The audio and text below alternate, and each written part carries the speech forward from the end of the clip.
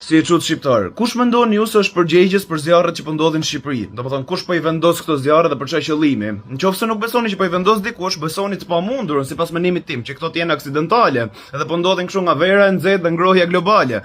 Kjo sipas menimit tim është e pamundur. Duhet gjejmë kush është përgjegjës dhe për çfarë qëllimi pa bën këtë gjë. Si do I gjejmë? Është e pamundur, është e pamundur. Domethënë nga komentet, nga shumë komente po lexoj për shkak Edi Rama, ashtu e vuaj Edi Rama. Edhe unë atë mendoj, e kuptoj unë personalisht. Po puna është si mund ta vërtetojmë këtë gjë. Do shihni Edi Ramën të shku vetë me kom të veta, me shkrepse në dorë kështu, jo. Ai nëse ka bëj, I ka thënë dikujt, I cili I ka thënë dikujt, I cili I ka thënë dikujt. Kuptoj kush e di sa shtresa ka. Pagesa është bë me kripto, hajde gjeje, edhe personit të fundit në listë I kanë thënë mos e nxirr ndonjëherë të vërtetën, kush e dha urdhrin se nuk ta lëshojmë familjen që ta kenë rrëmby.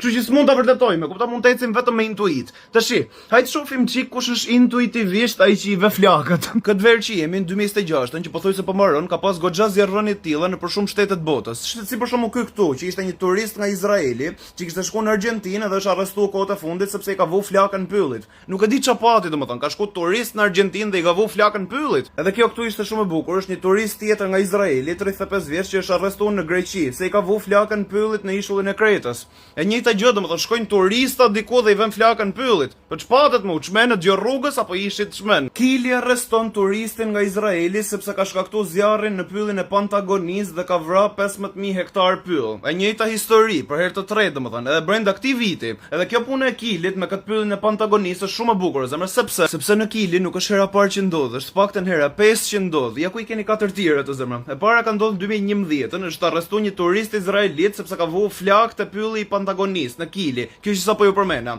Hera e dytë ka ndodhur në 2012, dhe pastaj ka ndodhur në 2014 dhe pastaj në 2017. E njëjta gjë, 5 herë rresht. Është një turist izraelit që shkon në një vend tjetër dhe vë një zjarr aksidental atje. Po çe janë këto njerëz kaq fllëq kështu mulla? Si bëhen këto njerëz kaq të fllëq, domethënë, si mund të shkosh si turist te një vend tjetër që të ka hap derën e ti vesh një zjarr aksidental atyre? Aksidental megjithëse sapo ju përmenda unë 7 raste të ndryshme, edhe ka të tjera, e kupton? Po nga vjet, jo nga ky vit. E kuptoni më zemër, si bëhet njeriu kështu?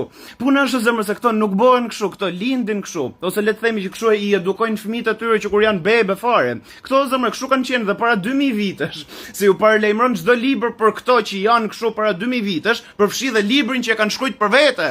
Për prallën që e shkruan për vetet e tyre, sikur janë të bekumit dhe të përzgjedhurit e Perëndis, që pastaj t'ia tregojnë si prallë, e të ndjen krenar fëmijët e tyre, aty o zemët e librit që kanë shkruajtur për vete, kanë shkruajtur që ne I dogjëm qytetin me zjarr edhe pastaj I vodhëm argjentin dhe arin edhe bronzin. Ata goditën me shpatë çdo njeri që ishte në të, duke I shfarosur, nuk mbeti askush që merrte frym. Pastaj Jozeu e dogji Hazorin me zjarr. Por ne jemi të mirët, ne I bëm gjithë këto, po jemi të mirët. Qofse shihni këtë lajmin këtu, që është I 2026, do shihni që Izraeli ka shkuar dhe ka helmu puset e palestinezëve në West Bank. Kjo ka ndodhur në 2026. Po puna është se ka ndodhur edhe në 2024, ka ndodhur njëjta gjë, domethënë I kanë prish puset dhe I kanë helmu puset. Qofse shkoni dhe më mbrapa në 1948, kur ka filluar lufta, kur u krijoi shteti I mallkuar I kësaj toke, do shihni që kanë bërë të njëjtën gjë, që në 1948, domethënë ushtria izraelite ka helmu puset e palestinezëve. Qofse shkoni në 1541, do shihni këtë teologun që quhet Johannes Eck, që ka thënë këtë shprehjen këtu.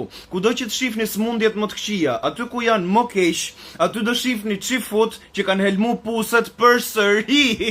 Dhe nëse shkoni prap shumë më mbrapa në kohë kur është shkruajt Bibla, do lexoni, do të prisni çdo pemë të mirë, do të mbyllni të gjitha burimet e ujit dhe do të prishni çdo tokë të mirë duke mbuluar me gur. AKA mbulo puset. Këto ishin të famshëm që mbulonin puset, që mos ketë si me pi ujë armiku. Ata shkatruan qytetet secili hodhi gur mbi çdo tokë të mirë derisa ajo u mbulu.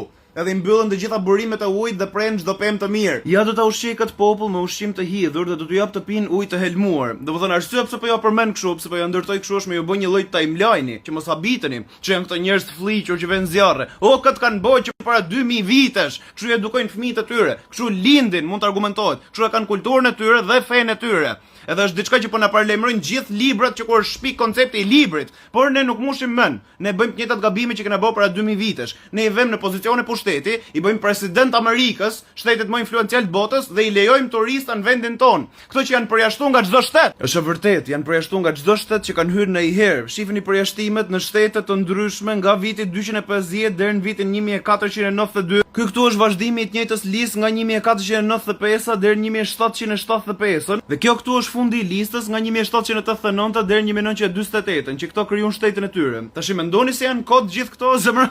Kush e ka fajin këtë rast, domethënë si mund të përjashtohesh kot nga gjithë këto shtete? Qofse ti hyn të gjitha shkollat e Shqipërisë, të përjashtojnë gjitha shkollat. Kush e ka fajin? E ke fajin ti apo e kanë fajin shkollat? A kuptoni më zemra? Thelbi është që gjithë kjo listë gjatë janë shtete në historinë e njerëzimit që na kanë paralajmëruar për të njëjtit njerëz.